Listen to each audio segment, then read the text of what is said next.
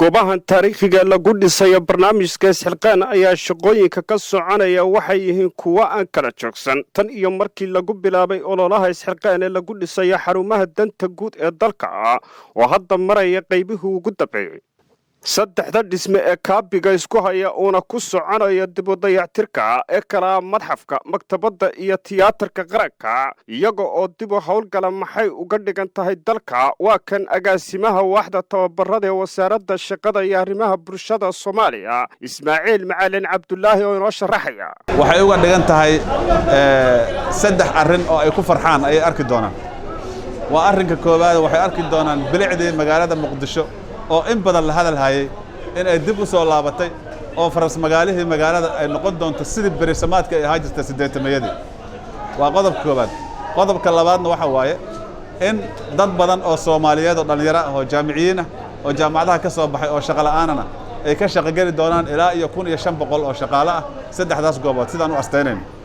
marka qodobka saddexaad oo ah in waajib qaran ay gudan karaan dadka Soomaaliyeed gaar ahaan shaqaalaha rayidka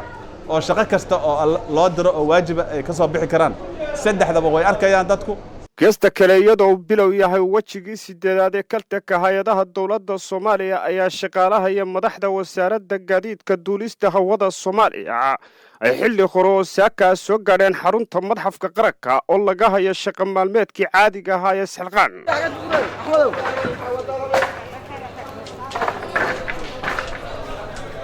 agaasimaha guud ee wasaaradda gaadiidka iyo duulista hawada Soomaaliya Cali Gacal Gabo oo shaqaalaha ku horkacaya shaqadan isxilqaan ayaa carabka ku adkeeyay in ay ka wasaarad ahaan si niyada uga soo qayb galaan ololaha isxilqaan ee lagu dhisayo dalka agaasima Gacal oo hadalkiisii sii wata ayaa baaq u diray qaybaha kala duwan ee bulshada Soomaaliyeed isagoo ku booriyay in ay si dhab uga soo qayb galaan dib u dhiska dalka oo hadda maraya meel aad u fiican wax badan oo la taaban karana la soo qabtay ka wasaarad ahaan annaga barnaamijkan isxilqaan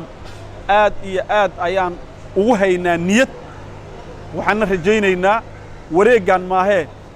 inta ay guri qaranku leeyahay oo burbursan yahay inaan sidaan uga qayb qaadano u dhisnaan rajaynay waxaan rabaa inaan